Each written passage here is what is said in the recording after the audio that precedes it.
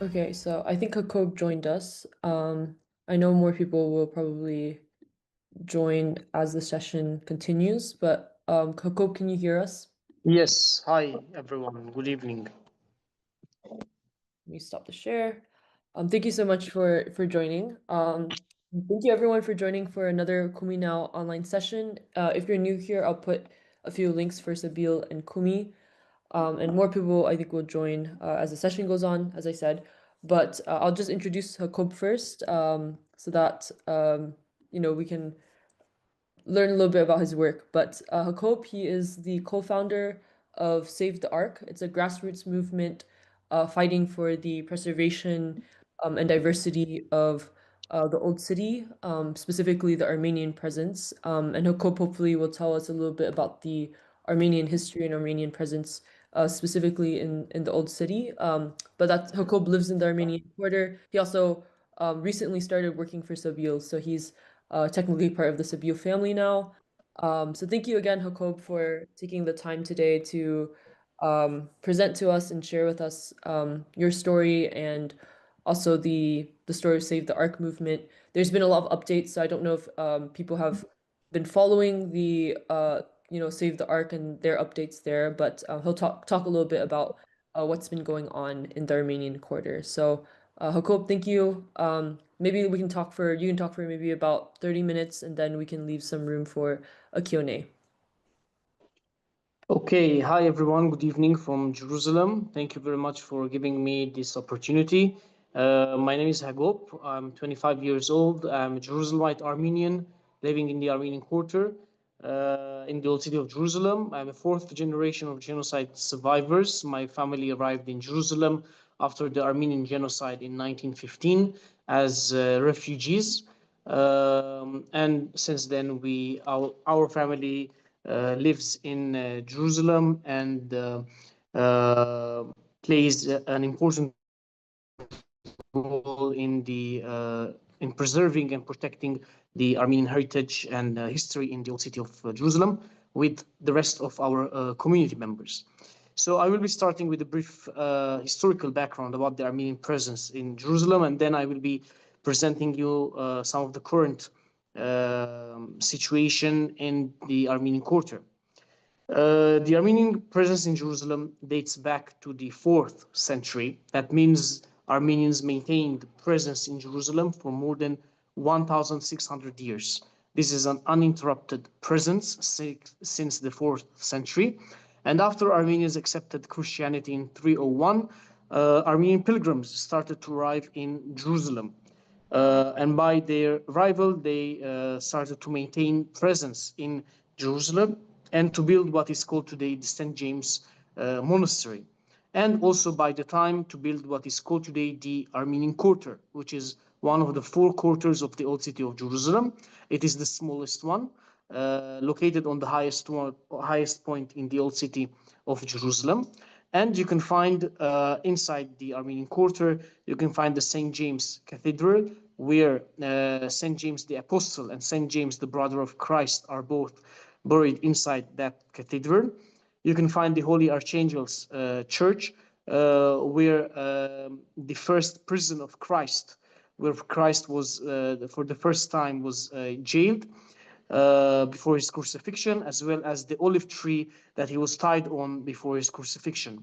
You can find also the only Armenian school left in the Holy Land, the seminary school, the community school, the community centers, the Armenian Patriarchate, which maintains presence since the 6th century. We have been electing patriarchs since the 6th century.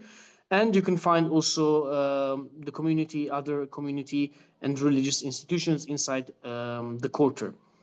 Armenians maintain equal rights in the holy places, for example, in the Holy Sepulchre Church and the Holy Nativity Church in Bethlehem, with the Greek Orthodox Church and the Catholic Church, the three major rights holders inside the holy places are the Armenians, the Catholics, and the Greeks.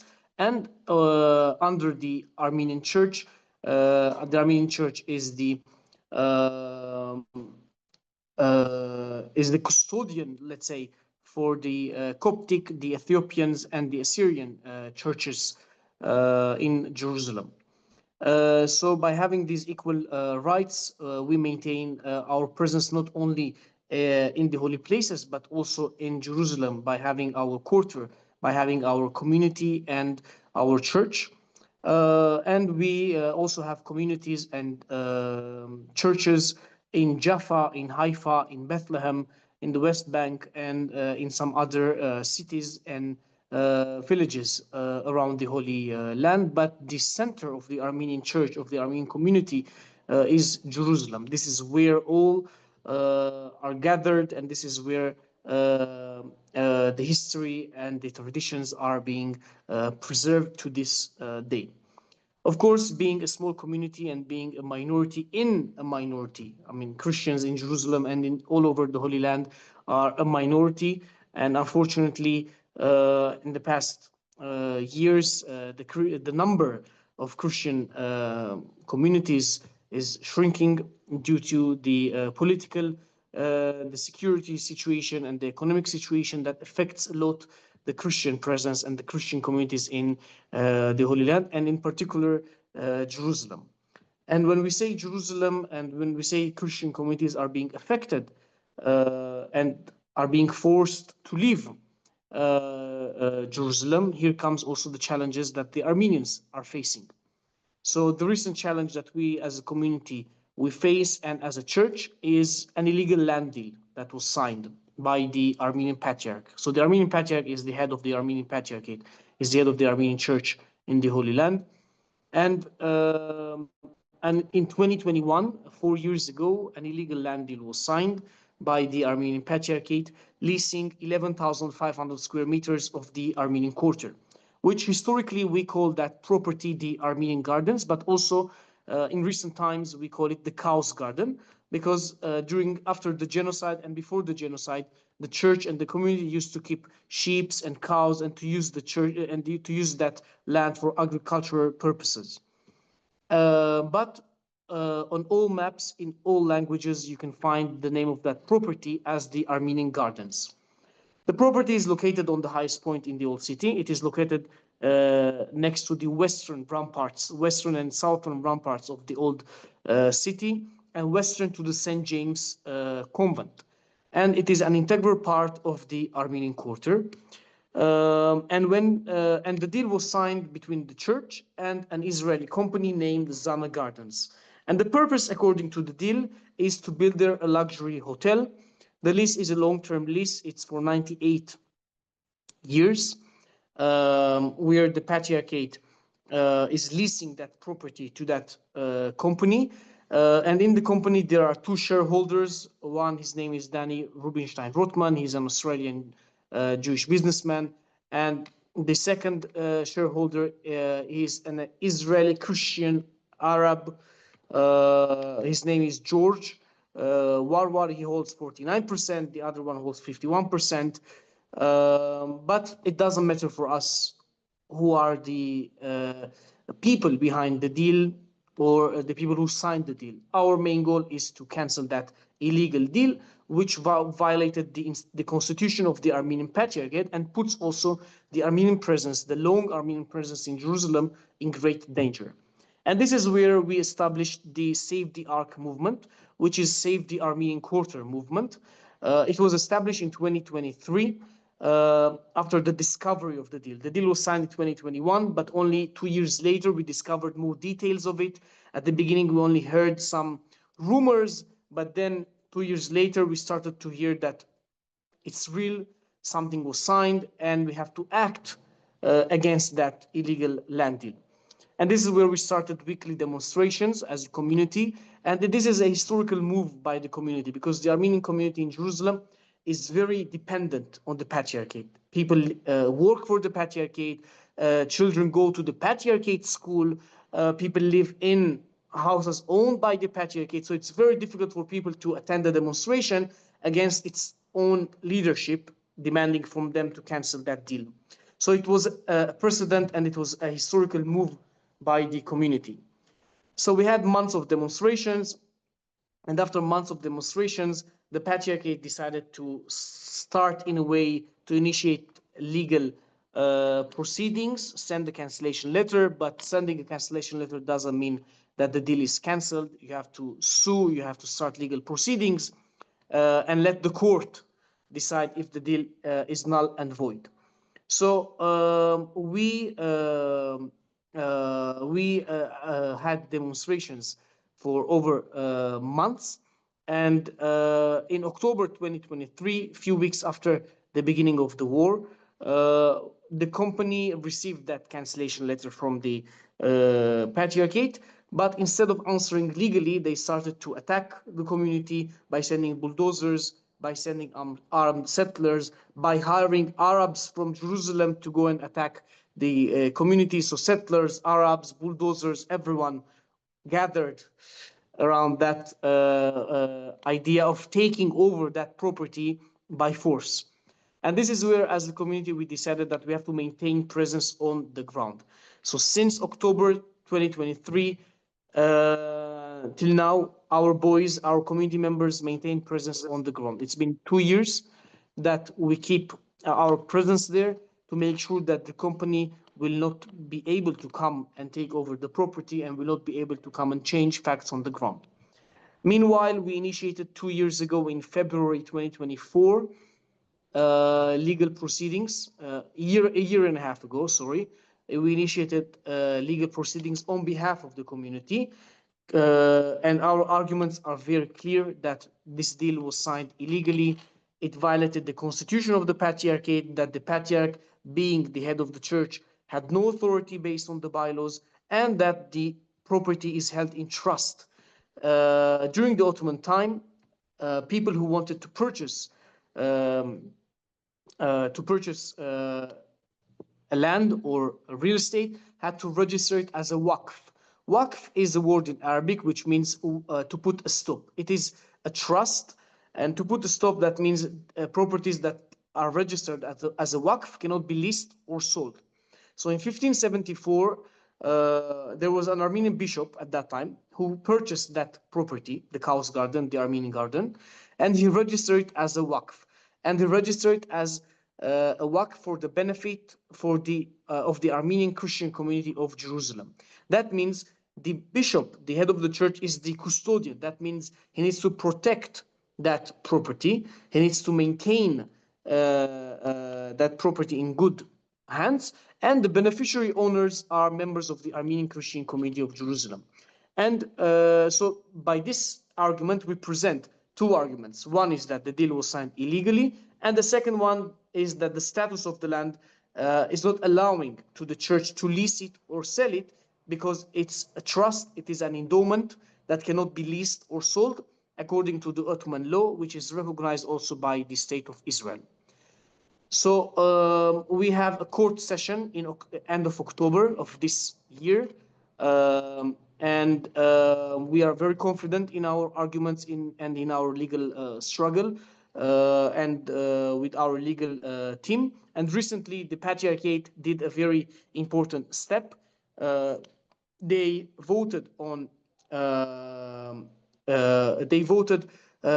nullifying fully the deal by recognizing that the Patriarch violated the constitution. So it is a very important announcement by the church that was done 10 days ago, strengthening the authority argument of the community that the Patriarch and the rest of the signatories to the deal had no authority to sign it. And the authority of the Armenian Patriarchate is the General Assembly of the Brotherhood, and this is the only body that can take decisions inside the Armenian church. So meanwhile, we continue to maintain presence on the ground, and we continue to strengthen our legal arguments and to our legal position.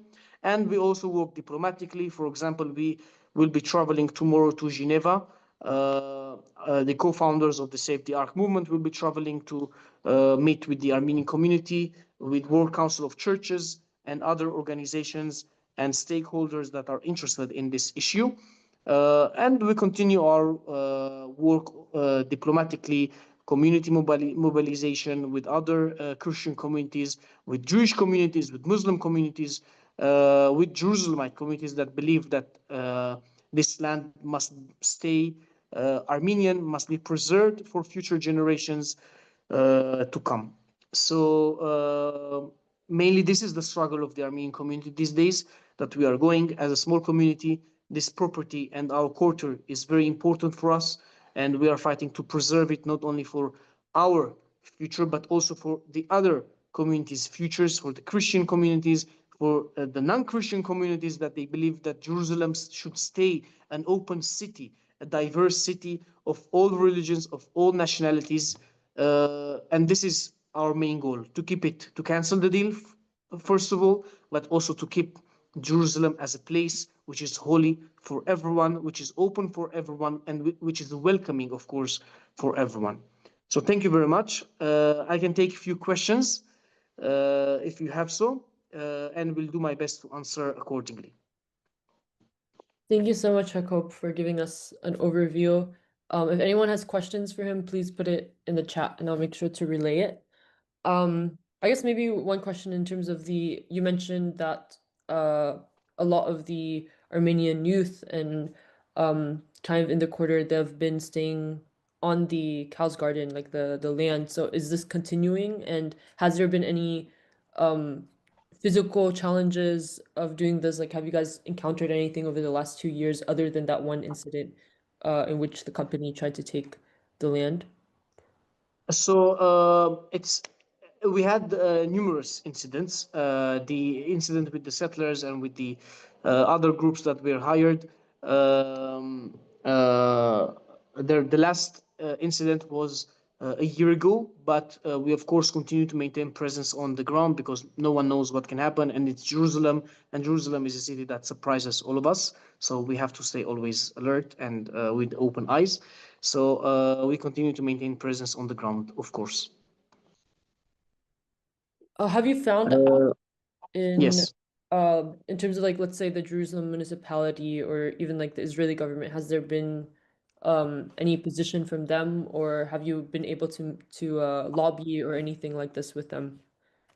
We maintain presence. We maintain relations with everyone, with all stakeholders, with Israelis, with Palestinians, with the Americans, with Europeans, with everyone. We wish to keep this issue an Armenian Christian issue. This is an Armenian Christian struggle, and this is our main goal, to keep it as it is. But we always wish to keep in touch with all stakeholders, especially because it's Jerusalem. Recently, there was a very positive statement by Israeli academics and influencers in the Israeli society that they reject the deal, and they call upon the authorities and they call upon all stakeholders to stand with the community and to work to fully cancel the deal. So this is a very important development, because the company is accusing us of anti-Semitism and anti-Israel sentiments because we are against the deal, which is absolutely wrong. Our main goal is to cancel the deal and keep it on Armenian land. And that statement of the academics and Jewish and Israeli influencers is very important to back off these arguments, to show people that it's not only the Armenians that are rejecting the deal, but many others from all societies are rejecting this deal. Thank you, Jacob. There's a question about is there a project for the community that the community has for this plot? Like once you guys finish with the legal proceedings and you're able to get your land back, are there any visions for what this land can be used for the community? So currently it is used as a parking lot for the community, and other parts are being used as residential houses that are also part of the deal, by the way. So yes, we do have a plan for that plot of land. First of all, we wish to may God will grant us that opportunity to win the case, so we can cancel the deal. And then, of course, we will be submitting and we will be proposing projects for the property, for example, building a housing project for the community, youth, and some other ideas. But we still have to, there is a project, but we still cannot share it fully since we are in legal proceedings, but we do have a vision for that property. Amazing. And someone also had a question about the patriarch in terms of do you trust the patriarch who kind of signed this deal but also changed his mind due to community pressure? Has there been a change in leadership, or talks about a change in leadership, in terms of this? We wish to not have a rift in the church now, again, to change the leadership. There was a change in a way in the leadership. The former real estate director was defrocked, who signed the deal and who drafted the deal with the lawyers. The patriarch is the same patriarch, and the grand sacristan is the both are the same. But the important thing is the outcome of the last General Assembly meeting, which announced its rejection of that deal.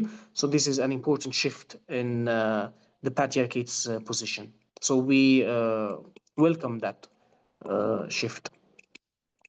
Thank you, Jacob. I'm seeing some questions about just like outside countries, but I think maybe a better question that kind of maybe relates this more is in terms of how you've engaged with the Armenian diaspora. Has the Armenian diaspora been helpful in this or vocal or so I wonder kind of what your relationship with the Armenian diaspora is. So we maintain relations with all Armenian communities all around the world. We have during the year we try to visit as much places as we can. Hey, what you doing? Our last visit was to the US. We had a very intense tour and full tour to the East Coast and to Australia. We had a tour in February, and tomorrow we will be traveling to Geneva. We will be scheduling other tours to Europe to meet with the Armenian communities, to raise awareness, and of course, to raise funds for the legal proceedings in Jerusalem. Since our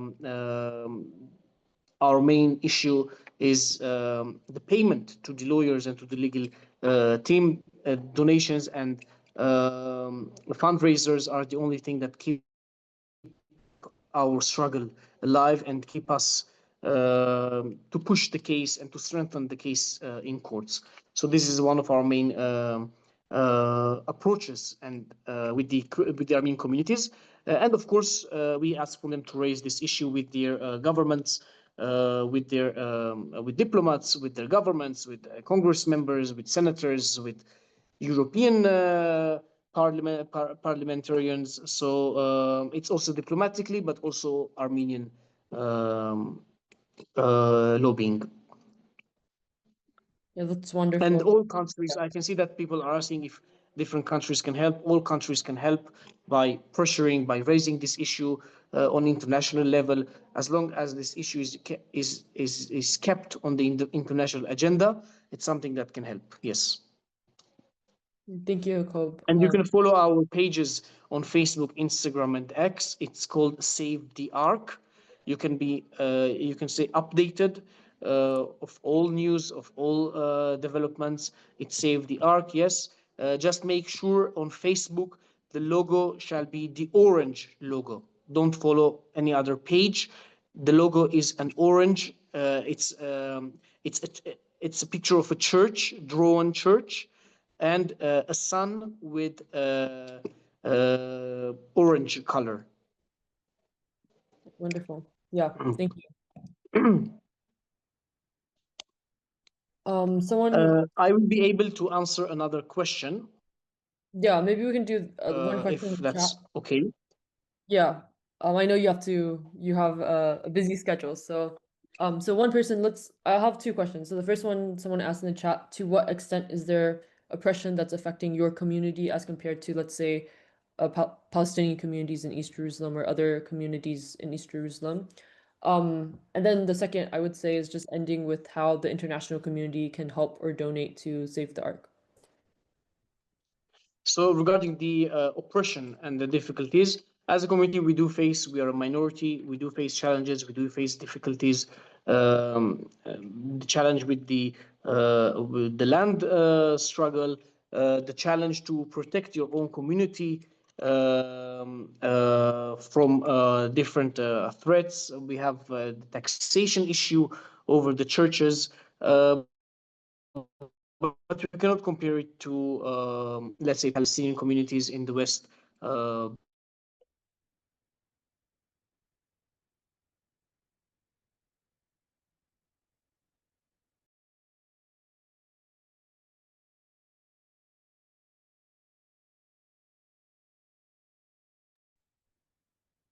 For citizens, and West Bank is way different. So there is a difference between the treatment and the challenges. But recent years, and especially since the beginning of the war, we face more pressure and we face more challenges, and we see that the entire region is shifting and changing, and every day we do face a new surprise. Uh, and the city and the region. I hope it's this is enough for the question.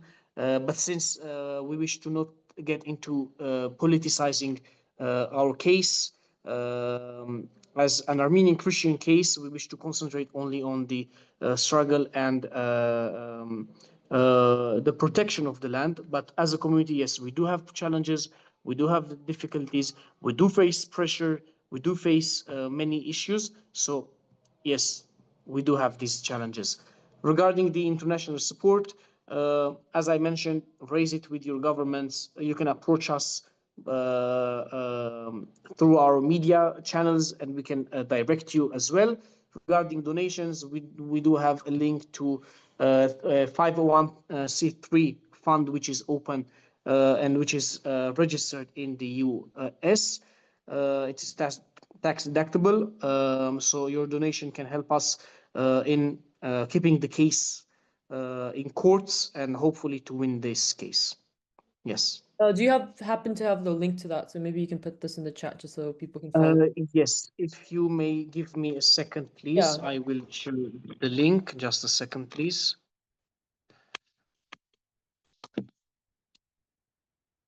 Just a second.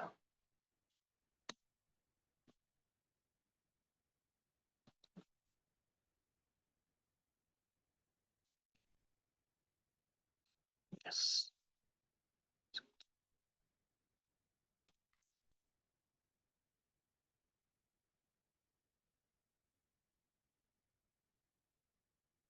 Just a second.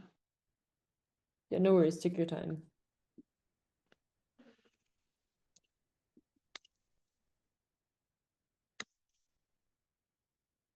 Okay.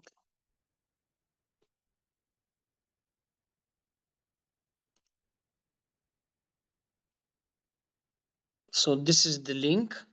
The course session is end of October. We usually put on our pages legal update. So I guess we will be having a legal update before the court session. So you can stay updated through our media channels. And this is the link to the fund. Feel free to share it with friends and people that you think can help to preserve the Armenian Christian rights in Jerusalem. Absolutely. Yeah, thank you so much, Jacob. We'll let you Thank go. you very Thank much. you for sharing the link, and we'll make sure that we can follow up on that. Thank you very much. I Safe appreciate your travels. dedication to our communities in the region, in the Holy Land, in Jerusalem. And may we all have peaceful days, and may we welcome peaceful days. Thank you very much. Thank you, Jacob. Thank you.